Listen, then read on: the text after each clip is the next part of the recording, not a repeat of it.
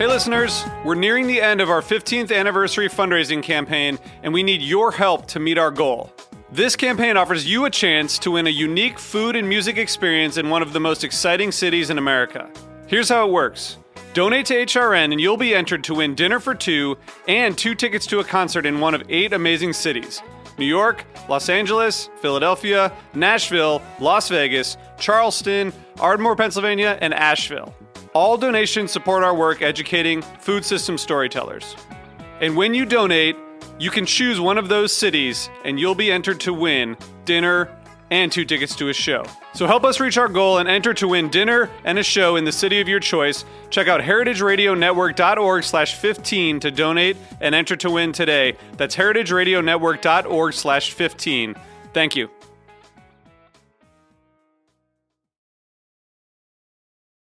You're listening to Heritage Radio Network. Since 2009, Heritage Radio Network podcasts have been exploring the wide world of food, beverage, and agriculture. Learn more at heritageradionetwork.org. This episode is brought to you by Tabard Inn, new American cuisine in one of Washington, D.C.'s oldest hotels, located in DuPont Circle. For more information, visit tabardinn.com.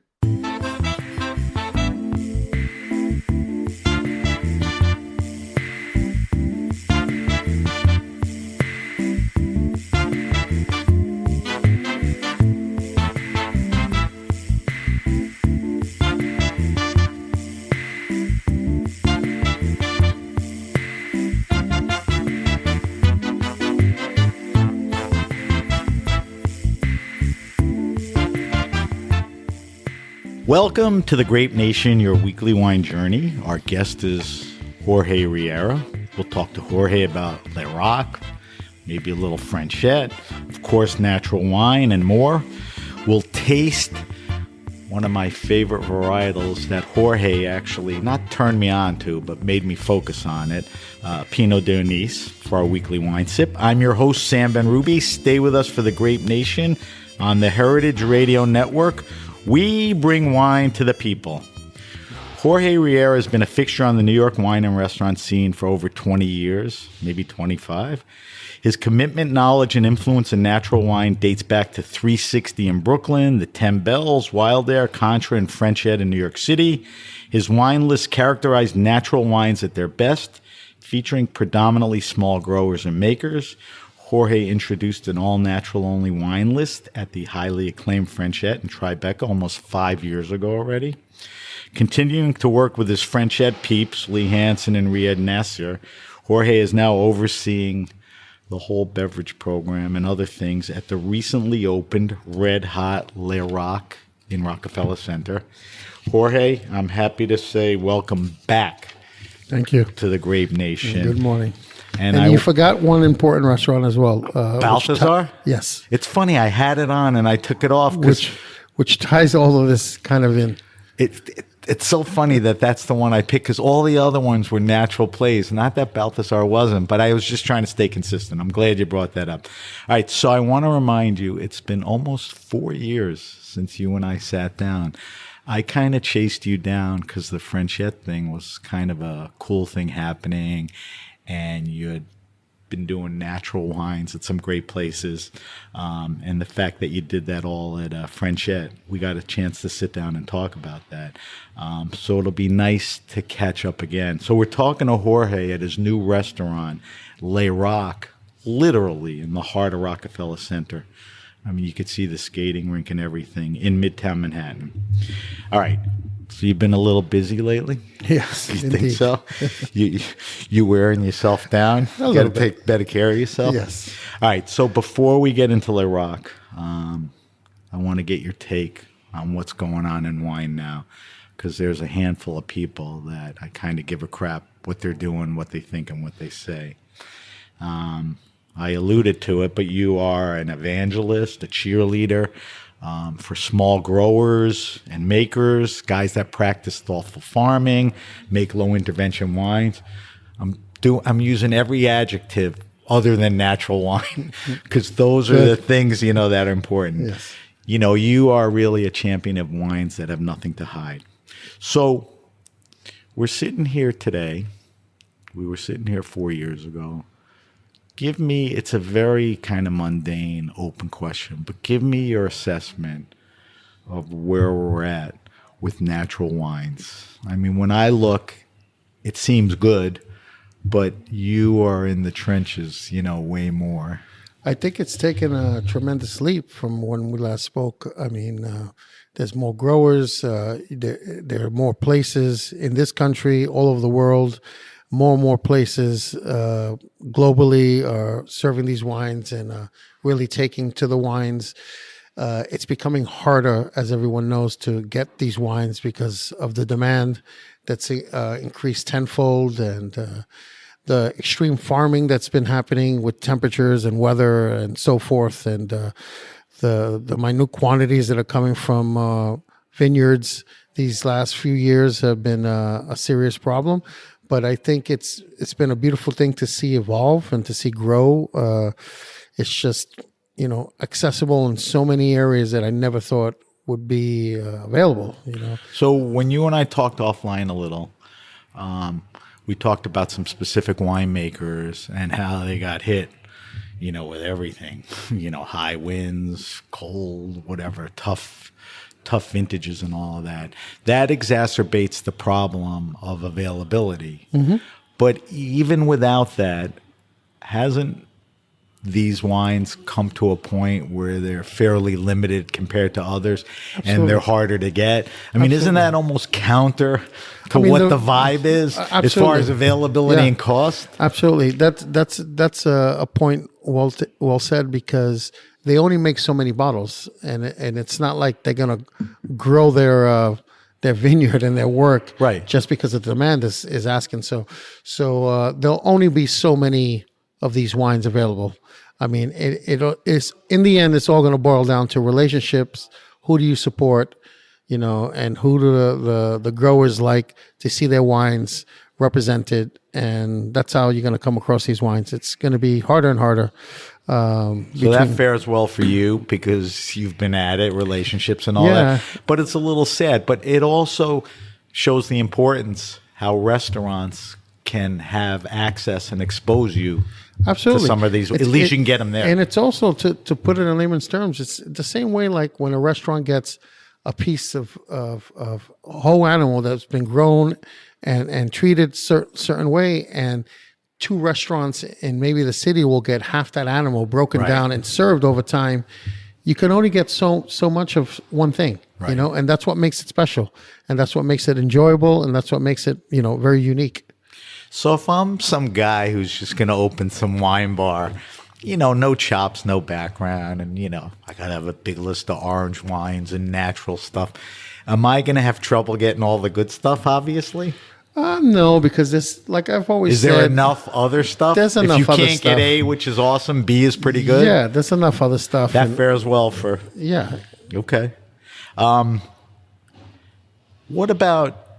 Let's talk about not so much the farming yet, but the wines themselves. There was always this consistency and quality question. Mousy, unfiltered taste and all that. Is that a trademark of natural wines? No, right? No, it's not a trademark. What I think it is, mostly from all the years that I've been tasting, it's to do with the experience of the winemaker. A lot of them take chances, a lot of them fail, a lot of them succeed, and it's just expanding what they do and becoming better at what you do. Sometimes you make a mistake in bottling and it can cause mouse, or it could be some bacteria, or it could be some little flaw that'll happen. But, at least the growers are being honest, and some are good. Yeah, they're very transparent. Some succeed, some don't. But that has a lot to do with, a lot of these guys have been around forever. Some guys are fairly new. With being newer, experimenting, getting, into a flow, they're being honest about it. Yeah. So, but that's kind of leveling out a little. Yes, nobody's bitching about, No. Natural wines and all that. I think one of the most important things with natural wines certainly is the community, the juice itself. But I think farming has something that, we really focus on now. I know you do. I'm very much interested in it. I mean, more people are organic, regenerative. They're thinking all about that. I mean, do you think people are aware of that? I mean, I think so. I mean, with foods and with other things that are happening in the world, I think people are going back to that and going back to that, kind of like analog way of life, to put it in an easier way to understand. But, yeah, I mean, the most important part in winemaking is the farming. 98% of the work is done in the farm, in the vineyard, and 2% is done in the cellar. And the cellar is the easy part. All the great winemakers are the ones that are always in the vineyards working and having this beautiful, biodiverse, environment that their vines thrive in and are super healthy and just make great, happy grapes. It's very simple. Very easy. I guess I asked the question poorly. I guess there's really the commitment and the story there. Yeah. And people are more interested. Absolutely. Current wine drinkers are interested in the story. They're eating organic. So, but I don't know if that, gets out there enough. Talk to me about. It's also hard to living in the city that we live in, to talk about farming sometimes and pull away from that when you're not around farms as much. But people do acknowledge and realize what's happening. Yeah, I agree with that. So to that point, people that are doing it and everything, talk to me about some of the new driving force winemakers, regions. I'm always curious. I mean, your list reflects that. But I think things have changed, in the last few years. I think Croatia, Austria, these are places that are important to you. Yeah. I mean, Eastern European winemaking is coming in full force and making really, really great wines with older Mediterranean varietals that we're not too accustomed to and familiar with. So get a little more specific. Eastern Europe is a big area. Yeah, Pluck some places out for me and tell me about some of the varietals. In Croatia, Okay. in Dalmatia, there's a great wine called Vinas Mora, which is made Krasho. Krasho and Marco and Nico, and they specialize in a grape called Babic, which is a very old Mediterranean, dark inky wine, but they make it with such finesse, and it has that saltiness and freshness and lightness, but with a lot of structure behind it that's delicious. I've been turning a lot of people onto that wine because I think it's fantastic, and it drinks almost like a easy drinking Rhone. Right. So Croatia, specifically the Dalmatia section. Yeah. And the Babic wine. My oldest son went out to a music festival in Croatia this summer. Yeah. I said, listen, you got to hit the coast. I sent them over to what is it? Babic? Yeah. Yeah. So they sat. They thought it was awesome. Yeah. I mean, nobody had those kind. All right. In Styria, they're making great wines too. Styria is part of Austria. Yep. Styria. Yes. Styria. And it's part of Slovenia as well. In Slovenia, So side, it touches that influence, and they're making phenomenal wines there. What Keltis is a great another great domain in Styria that they spell make. it? Keltis. Keltis. Yeah, they make very fun, very good, clean pet nats and whites and macerated wines. What kind of grapes? They use Chardonnay. They use your common grapes. Nothing too rare. Okay. All right. So you hit on two of the places. I hope you would. Eastern Europe, Croatia, Austria, specifically Styria. Where else? Anything sort of not in the mainstream, but compared to those, Spain, Italy, France. Well, what's interesting now is that in Burgundy, there's been an interesting movement with Americans going there, and after doing some travels and learning and doing stages with certain growers that are settling down in Burgundy and making incredible wines at an early start. 4 or 5 years. Jonathan Purcell from Van Noy. What's the winemaker? Jonathan Purcell. He's the winemaker. What's the winery? It's called Van Noy. It's more of a negoce. He rents vineyards and makes little micro cuvées, and with these beautiful labels that are like ink block Neat. art, and very, very small production, but very cool and interesting. And he's a lovely guy. I met him in November in a tasting in outside of Paris, and it was nice to Have those wines hit the States? Yes, they're here. They're on. They're And on it's the list in is it French. VON or VN? VIN Von. Oh, Vin. Von. Von, right. and Noe, NOE. NOE. Von Noe. And he does, projects in Beaujolais, Burgundy. Really, really great stuff. There's another stuff called La Grappin, which are English couple that are making really phenomenal wines. And there's a lot of interesting things happening within France as well. An from English couple in Burgundy? foreigners, yeah. Who is that? It's Emma.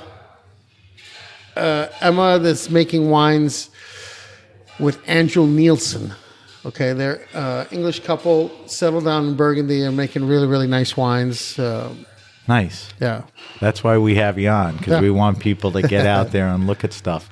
I had Chanterive on not yeah. that long ago, and Just they changed arrived, their yeah. labels, Yeah, and yeah. it feels like a new vibe, Yeah, but it's yeah. the same old good people and all of that. What about anything in the States? Is that tougher?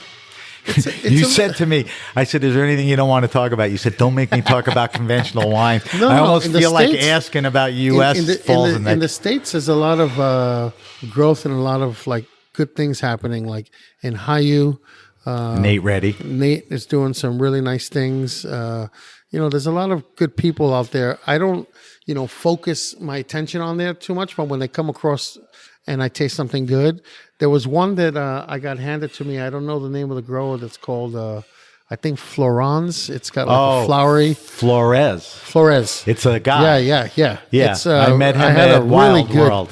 I had a really good white from him that was macerated from a friend of mine that was called White Rhino. He brought it just for shits and giggles, but actually the wine was really, really solid and really good. So, I would like to meet these people one day and just have a discussion with them. I tasted his wines, like I said, at Wild World. I think I remember him because he has a mullet or something. Yeah. Guys, Yeah. I The think labels that's are him. super colorful Yeah, and that's fun. definitely him. That's definitely him. He's making small production. I think Jenny and Francois rep him. Yes. I think so. Yes. So he's got good people behind him. To that point, for you and the consumer, how important are importers? These are people that sweat it out, walking around these countries, taste stuff, Yeah, and bring that kind. it's super important. A lot of these growers that there's so many importers now that I can't even keep up with, and so many people are approaching me that I just can't work with everyone. Is that frustrating, or you're happy to see an abundance? No, I'm happy to see an abundance because there's a lot of things that are coming in. There's like I said, if you go to open up a wine bar one day, there's plenty of wine out there from different areas that people need to access and know about. But I'm just happy to see this growth, this spurt in all these importers. But some are bigger than others, and some have a better reputation. Right, Others like anything. and others are taking more risks. But no, it's a great thing. Are there enough makers? Is there enough wine? Are we going to hit a point at some point? No, because I think there's also a lot of wine that doesn't come here. There's a lot Okay. of things that when I go to France and I go to Europe, I look for that I can never get here, or I know I'm not going to get here, or it comes Because in. of representation? Yeah, and also because it comes in at 12 bottles, and I may Right. get one, and what's the point? Right. So I've been to enough of these fairs where you've tasted wines and they have no representation. And by Exactly. the end of the fair, they Yeah. do, or, Yeah. they don't, Yeah. which is important. I always go back to the thing, and I know you'll agree, in a retailer or a restaurant, or even look at the back of a bottle at an importer. absolutely. If you like the guy, know Yeah. the guy, trust them. Yeah. Because they come in and look at your list. Yes. They shouldn't be intimidated. Yeah. They should be open, and they should tell you what they like, right? Yes. So similar to the distribution thing, there's been a pretty good proliferation of wine fairs in this area in the last, 4 or 5 years. You have Raw Wine, Wild World, characters coming here. You go to the Loire, and Yeah. there's all these, cool fairs. Is that more important initially to the trade, and then that trickles down to the consumer?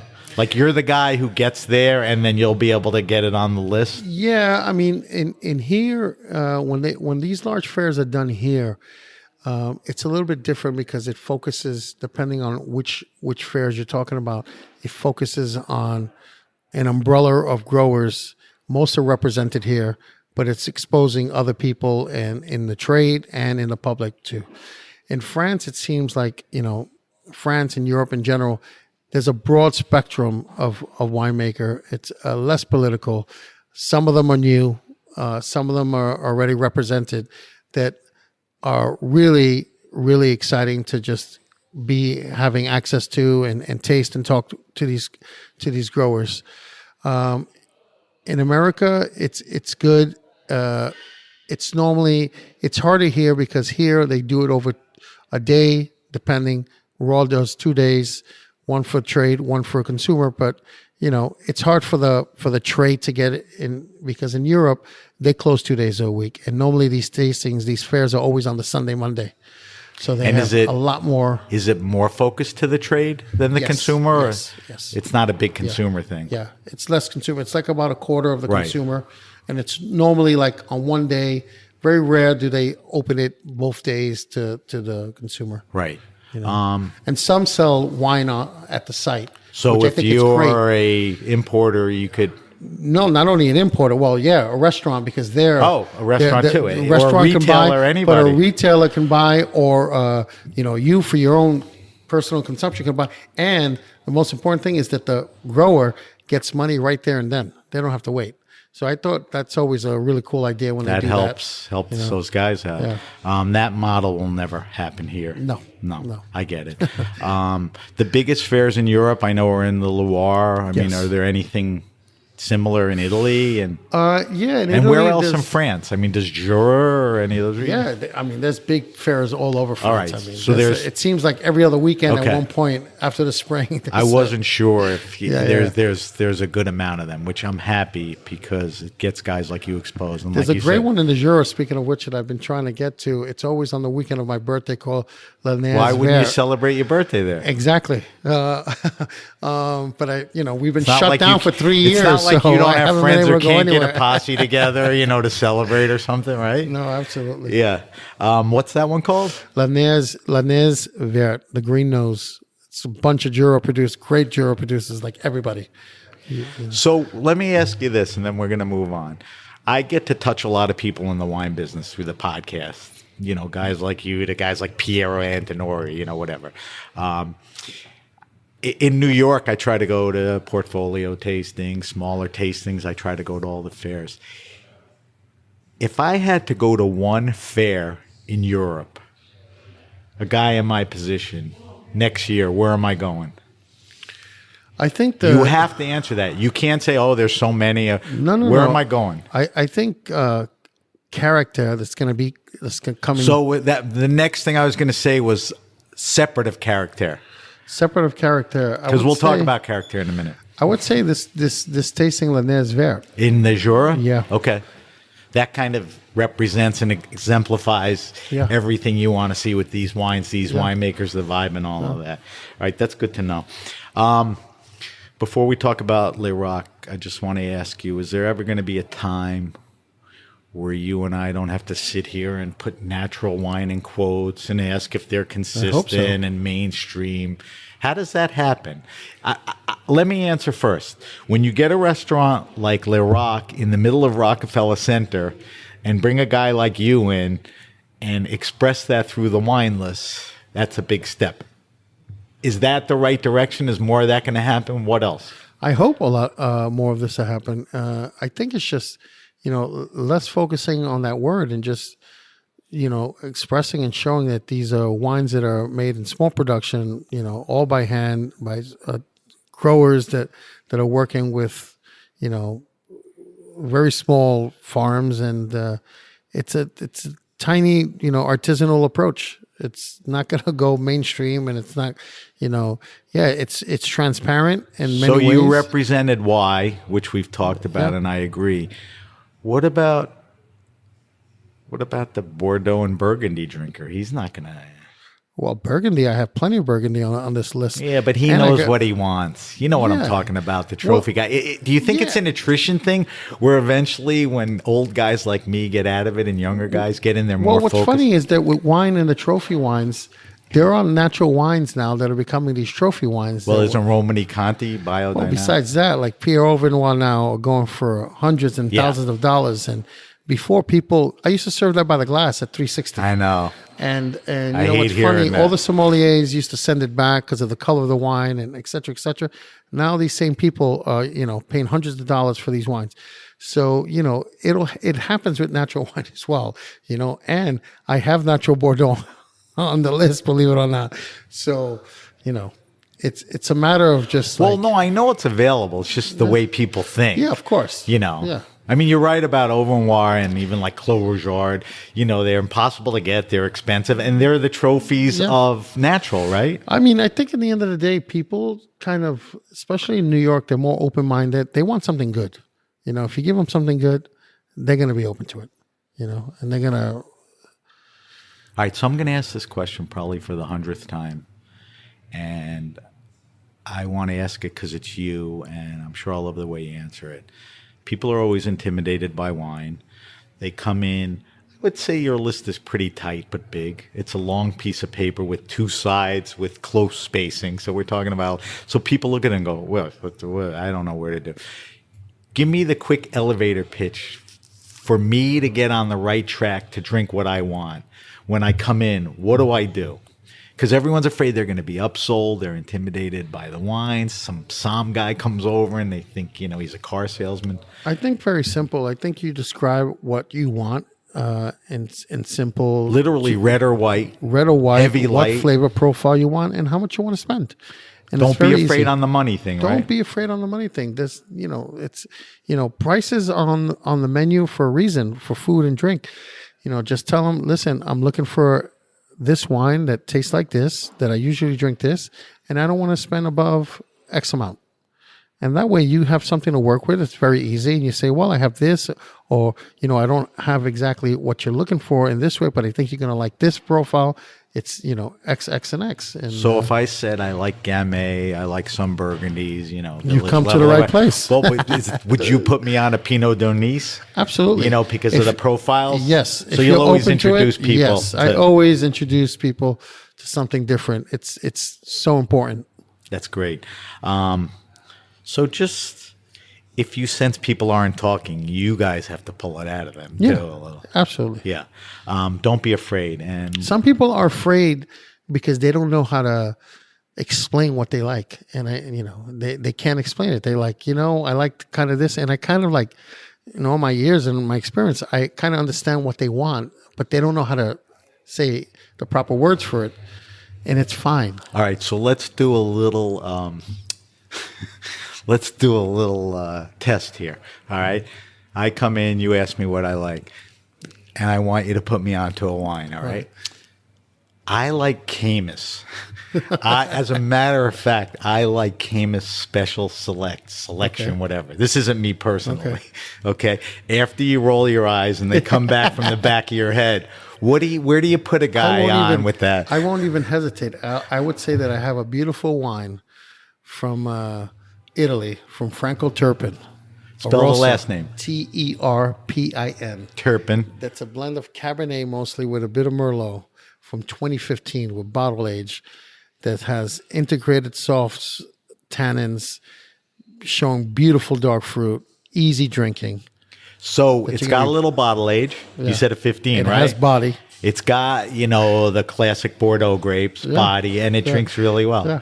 So you From can't- Italy, something you didn't think you were going to. Well, listen, I cut my teeth on Napa Colts. Yeah. Don't drink them anymore. And obviously, I moved to Super Tuscans, which I don't drink much anymore. So now Barolo, Barbaresco, and all the Langhe, all the regions around that. So that's a good one. You did well on that. All right, Jorge, we have to take a quick break. We're talking to Jorge Riera. Jorge is, I'm proud to say, an OG of the natural wine scene in New York, a guy who walks the walk, talks the talk. He's now busting his ass at his new venture, Le Rock, in Rockefeller Center. We'll be back, and we'll talk a little about what's going on up here. You're listening to The Grape Nation on the Heritage Radio Network.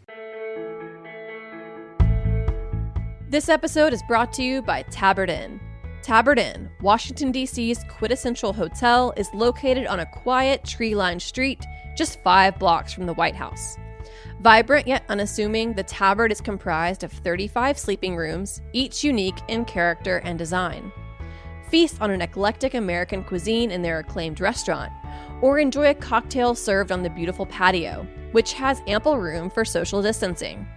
Travelers from around the world find the Tabard the only place to stay when taking their travels to Washington. For more information, visit tabardinn.com. Okay, we're back. We're back with my buddy Jorge Riera. Jorge, so what's really cool is new restaurants are blowing up everywhere. I mean, we were like crapping in our pants during the pandemic, just trying to stay alive.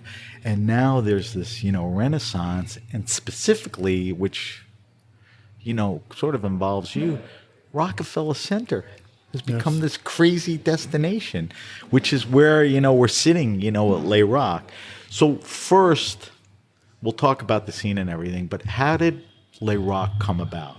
I mean, you, Riyadh, Lee, Frenchette, great background going before. How did this come about? Well, we were approached by the group that was behind all the change in Rockefeller Center, Tishman Spire, and they really liked what we were doing at Frenchette. Is this pre-pandemic? This or? is pre-pandemic. Oh, so yeah. This is like 4.5 years, 5 years in the making. Okay. And they were really into what we were doing, what we're about, with food, with wine. Were they customers? Yeah. Okay. Yeah, they were customers. And, we just started talking and feeling it out and what they were, their ideas to the place to make it more New York centric as opposed to touristic. And we all thought it was a good idea and then a good opportunity to do something nice and a bit different than Frenchette. Frenchette did more like an Art Nouveau thing. This isn't. This is more Art Deco here. Well, let's describe it. So Frenchette's smaller. Yeah. Like you said, it's got a little different vibe. This place is high ceilings, big windows, deco. Funny enough, the square footage is a bit larger and there's more space and it's loftier. But in terms of seats, it's the same as Really? Frenchette by like 5. Yeah. But it's by not like as tight. 5. It's not as tight. Whoa. Which I like the tight though. Yeah, that doesn't bother The me. tightness is great. There's no like banquette booths here. It's all like one long booth. It's, Yeah. everyone's together in this room. Do you this question's irrelevant. I'm more curious. I mean, do you think they jumped on you guys earlier than some of the other people that have come in here? Yeah, I'm guessing they spoke to you before they spoke to King. At the time, we were a very hot commodity, right. And all focus and attention were on us. We won Restaurant of the Year, and there was a lot of attention, Wine lists coming and all our that way. stuff. So So you were in a great position to Yeah. get noticed. Let's talk about the food before we get to the wine. I mean, it's French, it's unfussy, but it's not casual. It's a brasserie, but it's fine dining. I mean, how do you? Yeah, it's Whitley and Riyadh and Chef Walker Stern. They have very clean, precise flavors. The food is very simple, but with a lot of technique behind it, and just beautiful layers of flavors that come out in the food. And it has a lot to do with like the wines that we serve here, and So there's a collaboration. Oh yeah. Yeah, we'll talk about that in a second. Who's the chef? Walker Stern. He used to have a really great restaurant in Brooklyn called Battersby. I know Battersby. And was a partner with another chef at Dover. He's a really experienced and talented chef that I've known for a little while now, and I'm happy to be working with him. So tell me, I always worry about this. You know, you launch French Ed and it's a gem and super successful in every way. And then in a way you expand. How do you keep the mojo going at both? How do you keep French Ed what it is and launch this to be successful?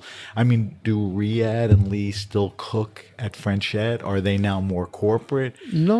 Lee and Riyadh are here every day.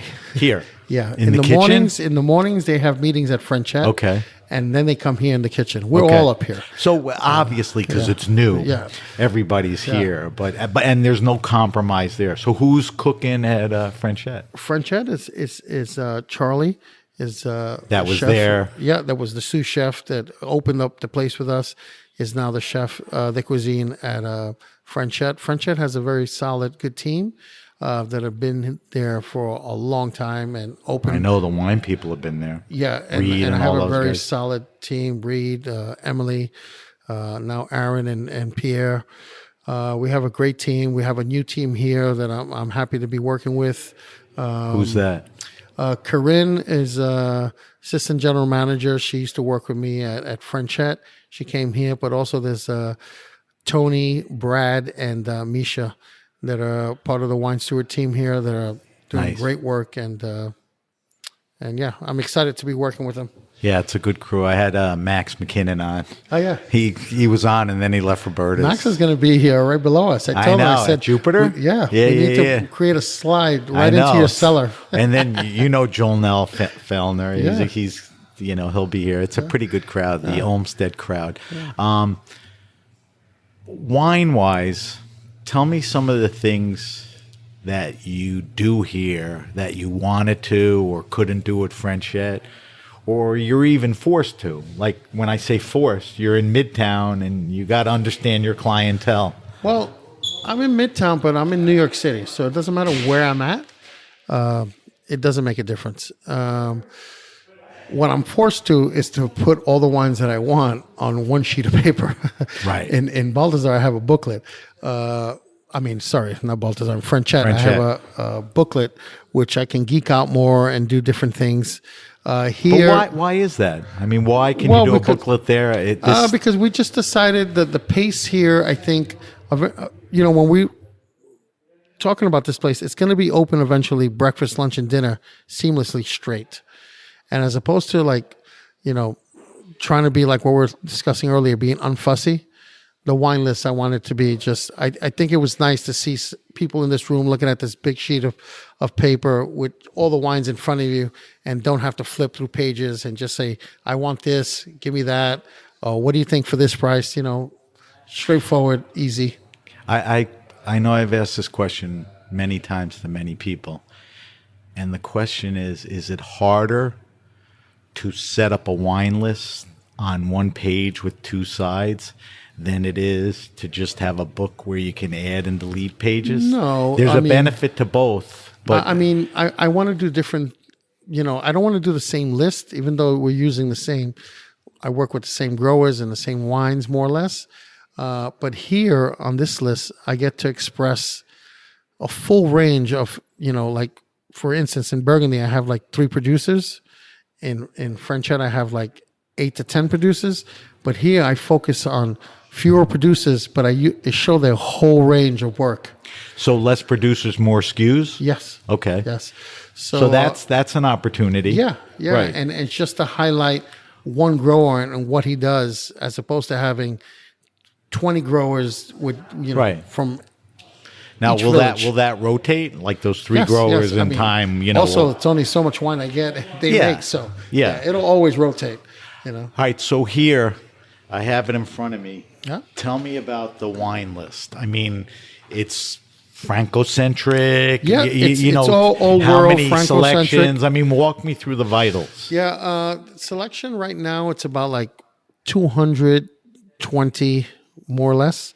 A handful of pet nats goes into a deeper selection of champagnes, and then it starts with France.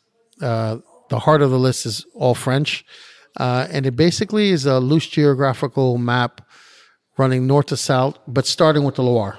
Right. Okay, and then it just kind of runs down. And if you see the producers, I mean, mostly it's Vin de France, but Right. it runs an easy, map. And then I have other reds and other whites that are from all over the place. It could be from Catalonia, Right, Tom from Lube, Slovenia. all those guys. The stuff you mentioned Yep. earlier. So it's predominantly French with an eye towards the Loire, and then it just blows up everywhere Yep. else. Is there stuff you want to get on that you can, or you're able to juggle everything? No, I can juggle. Yeah. Right. I And seasonality? Yeah, and I like to keep it fresh and different from Frenchette. That way I have fun up here and have things there that you can only get there, and have things here. you Right, can only that's get here. important. Yeah. That's how you So, distinguish. What we talked about, I asked you to tell me some regions, that are exciting you and winemakers. We talked about Slovenia, Styria. What's on the list that's exciting you? What's on the list, that you were anxious, to get on? It overlaps the other question of Frenchette versus here, but The champagne, I've been able to expand on the champagne here, which has been nice, and I had a feeling we'll move more champagne in this area than in Tribeca. So that's been nice, and people have been gravitating towards that and starting off. so how many which- different champagnes? Like a dozen or so, or? I got like about 30. Oh, really? Yeah. That's crazy. Yeah. And price range from reasonable to Yeah, I mean, Is it all- reasonable champagne. So reasonable from like 180 to like, into the 4 digits. Well, it's a couple of bottles, but yeah. And we're talking a lot of grower Yeah. and small producers and all those guys. Do you have to? We talked about this a little before. Because of the clientele here, and like you said, I think Tishman wanted to be less touristy and more hip, but you still have offices and people that are not far from the Upper East Side. You have wines that'll serve their taste. Like when I said I want a Camus, are there some wines that you have to have on the list, or you won't be forced to that? I sort of asked you that before. no, there's no wines that I have to have on the list. And there's no secret wine list, right? No, there's never a secret wine list. I don't really believe in that. I keep all large formats and everything on the same page when space allows me to, and it's pretty easy. Yeah. What about by the glass? By the glass, I have 3 whites, 3 reds, 2 rosés, and 3 sparkling wines. I think eventually I will do a champagne by the glass. I was going to say, tell me about the sparklers. Any champagne? No to champagne. keep the price reasonable. Yeah, all pet nats. Yeah, exactly. They're If I all wanna pet go- nats? They're all pet nats. No, like cava or any. No cava. I have pet nat, 2 from Spain. Actually, all 3 of them are from Spain right now. I got a Nieva York, which you might have heard of from Microbio. That's a Verdejo, nice sparkling, very fresh, citrusy white. I have a Sounds good. Marina macerated sparkling from Catalonia, Raimones, and I have. Is that the maker, Marina? No, Marina is a very old Catalan grape. Oh, that's the and the varietal. producers are Raimones. It's Okay. 3 kids of Wow. winemakers in the region, and then I have Venture Rosado, which is from Castilla de la Mancha and Don Quixote land, and it's San Cibel. San Cibel is the local varietal for Tempranillo. It's a off-dry wine. If you're familiar with like Céron de Bouget, Yeah. it's a So that's a interesting. light pink off-dry rosé. It's fantastic. Jesus. See, that's. So I'm having fun with these things, and switching those out. It's kind of Are nice. you one of those believers that bigger bottles to pour out by the glass I serve love- better wines? I mean, I do you love go out of your mags. way to? Oh yes, Is I the by the glass? You'll do a lot of mags for that because you'll pour it out. The mags are going to be coming as you probably know. Everything has been delayed. I mean, rosés are just arriving to New York right now. Funny enough, Really? And I didn't realize that. I have wines. The wine that we're going to taste and drink later was supposed to arrive in June. It just got here like a week ago. So everything has been delayed. So, I have mags on order that I'll eventually put by the glass. I have mags always by the glass at Frenchette and Jeroboam's when available. But, the glass it's hard to come by. And right now, like winemakers are just like bottling in any bottles they can find. Well, that, and there's kind of an uproar for environmental reasons Yeah. that all this glass, Yeah. and everything is kind of crazy. So we'll see how that plays out. You mentioned it before about the food. I'm interested in the process. So Lee and Riyadh are pretty prolific at what they do. I think they have a vision with the food. I know you have a vision with the wine. So now you sit down, and does it go both ways? Do they say, here's what we're cooking, what goes with it? Or do you say, here's some cool wines, what can tell me how that all comes together? Well, I mean, when they come, the three of them will sit down and speak and talk about like what's in season, what Right. they're going to be doing, Right. and ideas. And I kind of, will start thinking and wines that are be coming in and wines that I have that are going to be great with these dishes. And, I kind of talk to them, and they kind of get excited, and I get excited. And, it's just a nice marriage that happens after. It's an interesting menu. Yeah. It's kind of old and new school Yeah. French brasserie. Yeah. I mean, I wouldn't say funky, but there's some interesting stuff on it, Yeah. and gives you a good opportunity to pair and everything. All right, we're going to wrap up. I want to do the wine list, and then I want to taste your wine. But before I wrap up, you and I love music. I mean, we love Coltrane. We just lost Pharaoh. We love guys like MF Doom. I know you. I grew up, my dad, Brooklyn Jewish white guy, was a huge salsa guy. So I grew up around it, Or Costello, Harlow. yeah, Fania All Stars, everybody, all those guys. Do you draw any parallels to music and wine? Yes, I mean, absolutely. if anyone does, because you're pretty Absolutely. deep into both. I mean, tell me Absolutely. how you think about that. I mean, all these guys that I first started, that's what attracted me to this whole world. When I first went to France and started to see what these guys were all about, it's I studied art and used to draw a lot more. I studied architecture, but I love that connection with the art, with the nice labels. They all have music backgrounds. They all play music. They all were huge fanatics of music, have extensive vinyl collections with jazz, with R&B, soul, funk, rock, whatever you name. So yeah, there is a connection. And a lot of it, like Vincent Marie and the Auvergne, No Control, the font comes from Black Flag. It's like, Really? and it makes... I love that subtle stuff. And there's all these. There's so many cuvées that are named after songs from Gainsbourg and jazz. And All right. it's just a lot of cool crossover references that I love. I think both go deep. Music goes very deep, Yeah. very emotional, sensual, and I think wine, Absolutely. does that. I don't think I'll stop doing either one. All right.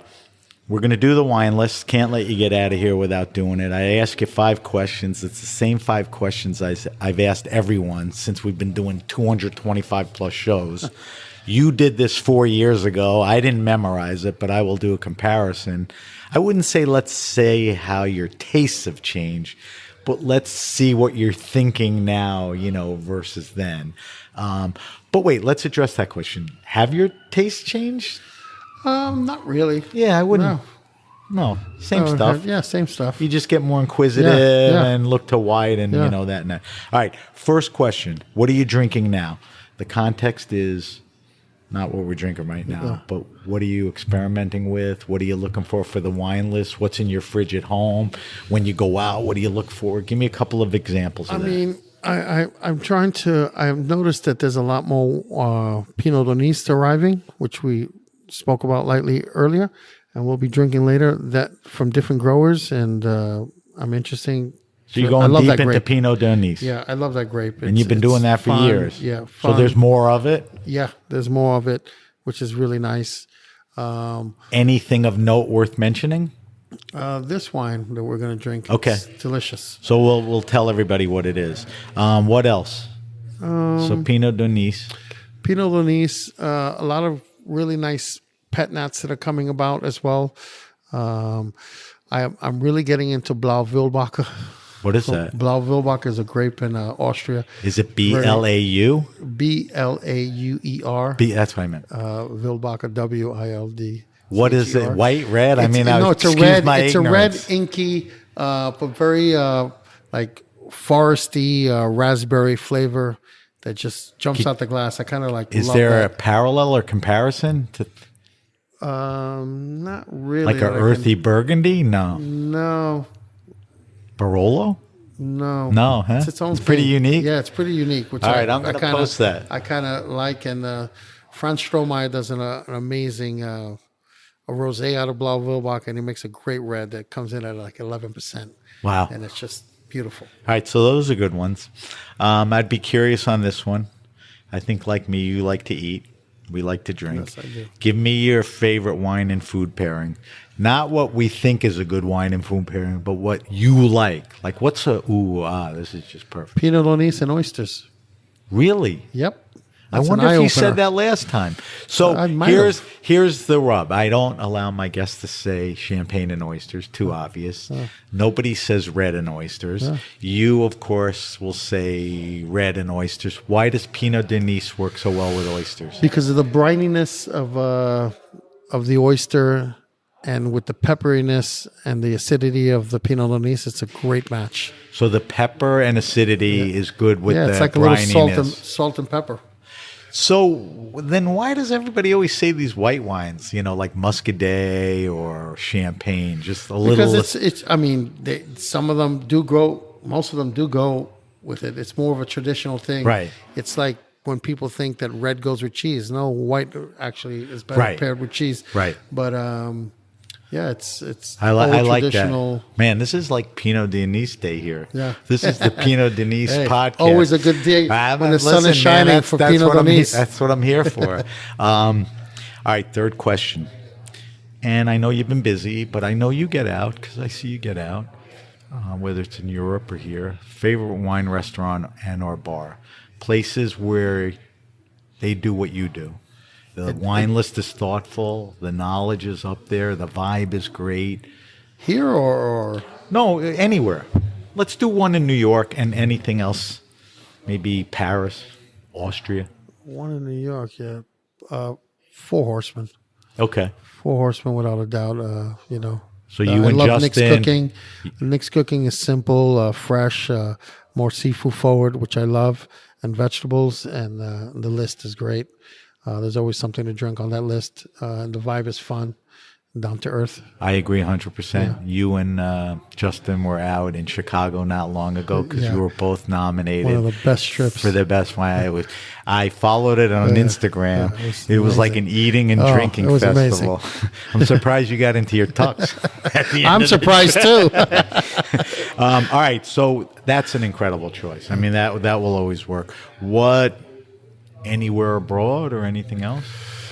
Oof, abroad is a lot. But let's go Paris. Septime. Septime? Septime has a great cave. The food is phenomenal. I love the room at lunch. The light fills up. It's just a beautiful room. Can't to be go in. wrong with Septime. Yeah. I agree with you on that. Fourth question. Although it's impossible to get in now. I know. And do they take reservations or not? I Clamato think- doesn't take yeah. reservations. You can get You can't get it, Yeah, but you can yeah. make it. Another good comparison question. Fourth question is favorite all-time wine. I always say when I initially put the question on, I wanted to hear what Jorge's rarest, most expensive see wine who- he ever drank. I don't give a shit. What's that wine that's so important to you? Whether it's a maker, it was a gateway, it changed the way you thought about. What's that significant wine to you? To change, I would have to go back and literally say Laguerre from Laguerre and Romorantin are up there. Spell Laguerre. Laguerre is the war. Oh, okay. Guerre. Yeah. Okay. RIE. And a Romorantin that I tasted. The Romorantin was really mind bending. That I tasted from Terry Puzla. And I never tasted that grape in my life. And Is that one of Terry's wines? yes. Okay. So he's an important guy in wine Yes. to you, and that's an super important important one. Yeah. for the whole community, for this Right. whole reason why I'm here. Romorantin is this really very, very rare pre-phylloxera grape from Can you Loire. spell it for me? Romo, Romo, Rantin. Romorantin. And that's the grape, the variety? Yes, that's the grape, and it's this it's great. It's this really grape that has a lot of complexity to it, fattiness, acidity, fruit. Fatty and acidity don't always go together. Yeah, it's a crazy grape, but when made well, it's one of the most stunning wines. And is it out there now? It's out there in small quantities. Okay, but, so it's right. It's rare. It's rare, Yeah. and Very few it had people an make impact on you, Yeah. right? Okay. Do you think you said that in the last time I asked you this? I don't idea. remember. Yeah, Can't I'm even going to remember. check. I'll shoot you an email. All right, last question, and you should be as good as anybody to answer this. I want you to recommend to me a red and a white retail, 15, 20, 22 bucks, that I always say I'm the most redundant guy. My kids are in their late 20s and 30s. They can't show up at a dinner party with an $11 bottle of supermarket wine. They can't afford 40 or 50. So how do you wow at 19, 20, 21, 22 bucks? Give me a maker, give me a region, anything, but give me a red and a white suggestion. I think Angelino Maule makes Spell? Angelino Maule, Maule, Okay. From? from Italy. He makes a really great white called Sasaya, what made from Gargana. Okay. It's really delicious and easy drinking. And it's in that price range? Yeah. And it's interesting and it's Yeah. good. That's what I'm I looking think for. it has a screw cap as well. You know, All right, so don't get intimidated by that. Let's not No, get do everyone not. crazy. All right, give me a red. a red, I would say. It's always a little tougher, the red, to some people. Yeah, the reds are tougher because actually the prices have been going up as well. Definitely, I would look for a Gamay from the Loire, from Tubeuf. La Butte is a really nice. The 21s are phenomenal, and they're just going to arrive very soon. If not, they're here. That's a super affordable, food friendly, easy drinking red. So go backwards a second for me. So you said a Gamay from the Loire. We know Gamay is super popular in Beaujolais. You know, you have the natural winemakers and all that. The Loire has been growing and making Gamay for a while or recently? Well, the Gamay was grown everywhere. It was all Yeah. over Burgundy before. But people don't think of... No, they don't. They Loire. think it's only from Beaujolais. Right. What are there differentiations? I mean, Yeah, I I mean, mean, with the I know soil- you would know taste-wise. Yeah, So the terroir, the soil. There is like Gamay from the Auvergne, Gamay de Beaujolais, Gamay from Loire, you know, and the different varieties of Gamay. This Gamay Petit Grand. There's like about, I mean, in Burgundy alone, there's I think like 40 different types of Gamay. Well, I was going to ask you that because always excuse my ignorance. Because I learn wine through osmosis sitting next to guys like you. Yeah. There's at least the 10 crus in Gamay, right? You know, Morgon, Fleuret, and they all have different qualities because of, you know, where they are.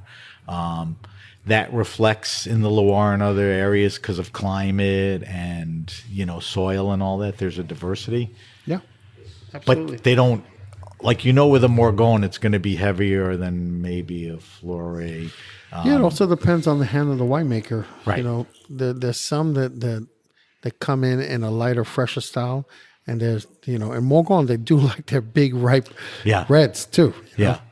know. Yeah, they. Yeah, you so know, we should.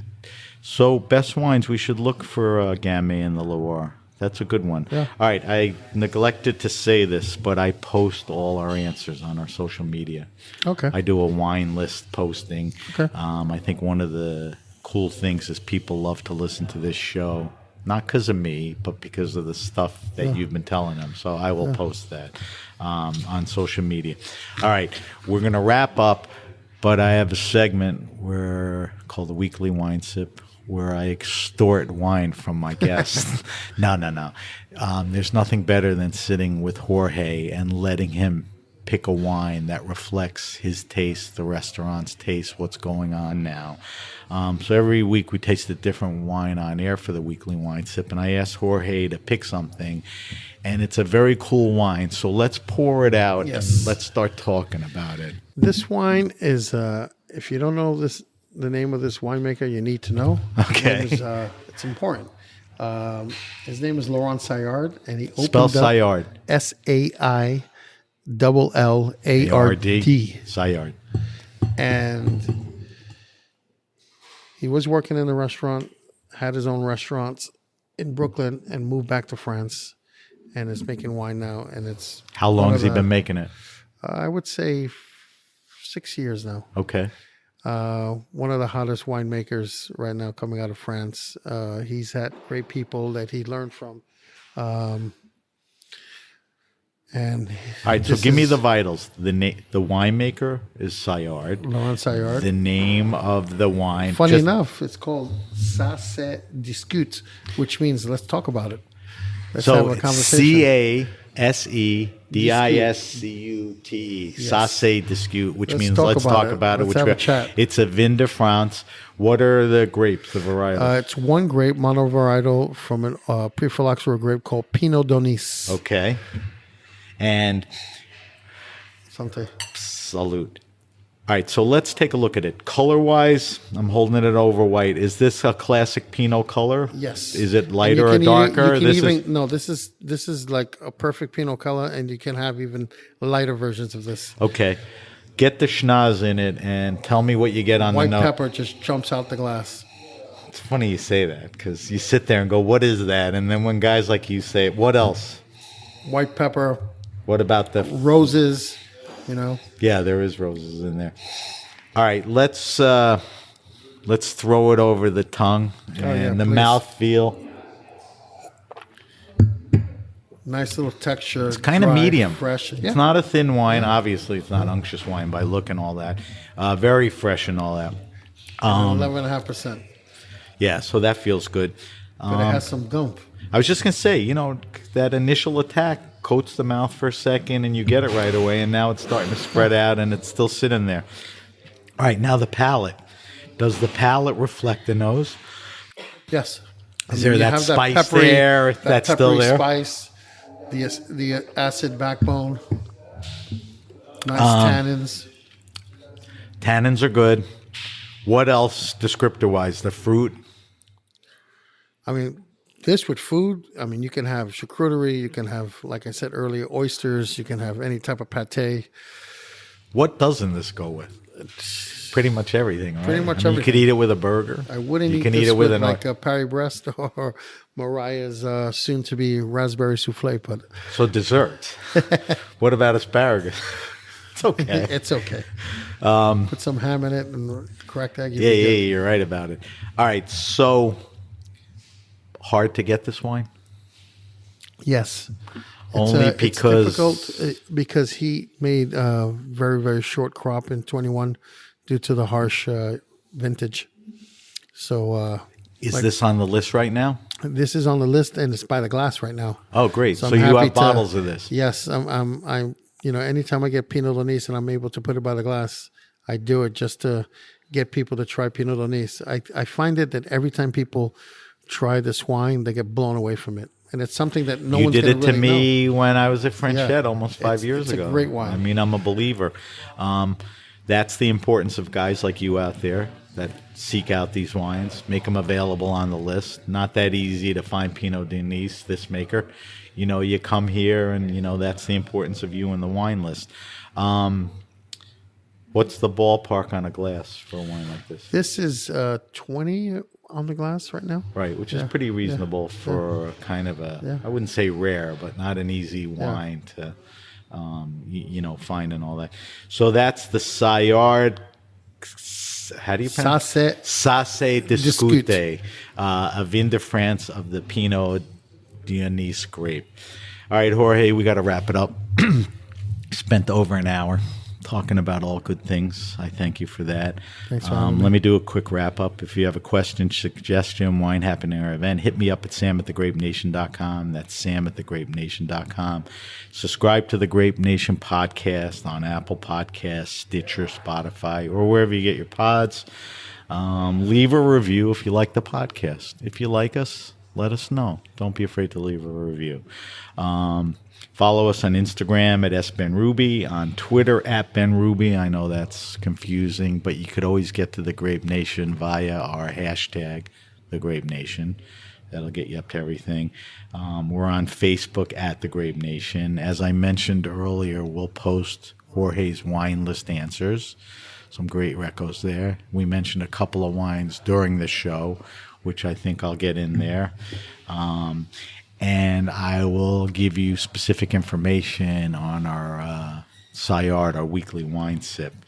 Couple things, Jorge. If people want to find out more about a bunch of things, if they want to get to Le Roc, if they want to get to Frenchette, where are the best places to, either Walk in the internet or door. social media? But I mean, if they want to look it up.